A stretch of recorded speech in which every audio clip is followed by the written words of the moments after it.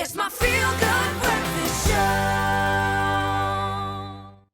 And she's going to educate us with her beret this morning. She looks beautiful. It's all about the bees. I mentioned yesterday, we're going to be taking you through the A to Z of cooking terms. You know, maybe those cooking terms that you're not familiar with, you've heard them, you don't know what they are, you're too embarrassed to ask what they are, whatever. We are going to be educating you this morning, like Kat says. Yesterday we tackled the A's. We're going to move on to the B's. To the bees. I'm wearing my beret for the bees. Your beret for the bees. Okay. We're starting with a Bain-Marie. We are starting with a Bain-Marie. So some people, you would have heard us use it on the show quite a lot. We're going to use it in the recipe just now. So the most common one that people are used to is melting chocolate. So just pop some chocolate in there. So basically, it's a bowl over some simmering water.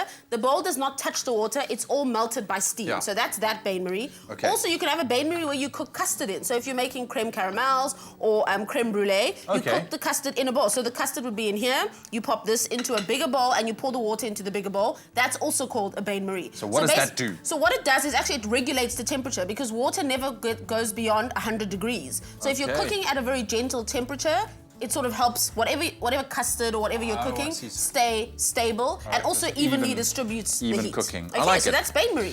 Right. So I hope we understand that. Right. We understand that. Next okay, one. so this is Blanch. Blanch is next. Okay. Blanch refers to you can blanch tomatoes to take the skin off, or you can blanch vegetables just to pop the color and also to keep them very crisp. And remember, we learned yesterday al dente, and this is what an al dente vegetable looks like. When it was blanched. When it was blanched. So you can see the difference. It links. You see. It's all interlinked. So this is these are raw green beans, so you can see the color's quite dull, and also they're very firm. Yes. Okay? These are blanched, and you can see the color's so much more vibrant. Yes. And also, when you bite into them, they feel cooked, but they're still a bit crunchy. Okay. Okay. So which is good because that's the healthiest way. It's in their most natural state. Absolutely. You can blanch things like tomatoes, like I said. How do you quickly blanch? You boil, bring some water to a boil. Yeah. I often put salt in it because you flavor at all stages. Then you plunge your vegetables in for about 2 minutes, take them out and put them into an ice Bain-Marie. I see. So then just to cool them down quickly and stop the cooking. Righto. Okay, cool. so that's blanching.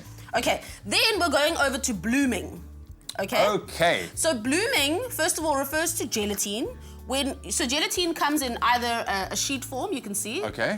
It looks like the inside of a squid. What? Inside of a squid. You know the spine of a squid? Oh, okay. Or it comes in its powder form, which looks like brown sugar, but it's actually gelatine. Yeah. And to bloom gelatine is to actually reconstitute it, okay? Yeah. So once a gelatine leaf is bloomed, it turns into the actual jelly. Yeah. So you see, that's a bloomed one. So and this is bloomed powdered gelatine. So all you do to bloom gelatine is actually just pour some cold water on it and let it reconstitute before you melt it and then you put it into whatever you're using, panna cotta, whatever it is.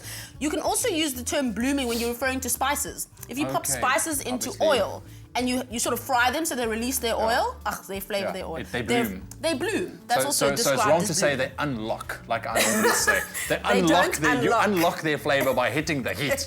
This is the worst cooking terminology you've ever heard in your life. All right, well, there we have it. Yeah. Bain-Marie, blanching, and blooming. That's it. Absolutely love it. Well, there you go. I hope we helped you out this morning. So tomorrow we taking on the C's. Yeah? Absolutely. And if you have any C's to suggest, put them on our Facebook page. That'd be cool. Use that. Espresso Morning Show, SABC3. Any cooking terms with C. We'll tomorrow. Take those on tomorrow. But you know what? A little bit later, we are going to be using our Bain-Marie chocolates, and we're going to be making a beautiful, beautiful banana bread with a chocolate drizzle. It's going to be amazing. Stick around for that. But of course, also join Bonang, Bonnie, and Jeannie in the Afternoon Express Kitchen at 4 p.m. this afternoon. You can, of course, find that on 3. You can cook along with them and make a South African favorite, a tomato lamb bready. It's going to be delicious. So all you need to do, go to the Afternoon Express Facebook page, like the page, get the Woolworths ingredient list, and then get ready to cook along with the Afternoon Express foodies. That's at 4 p.m. on SABC3. We'll continue right now our discussion on dating. Very, very interesting indeed.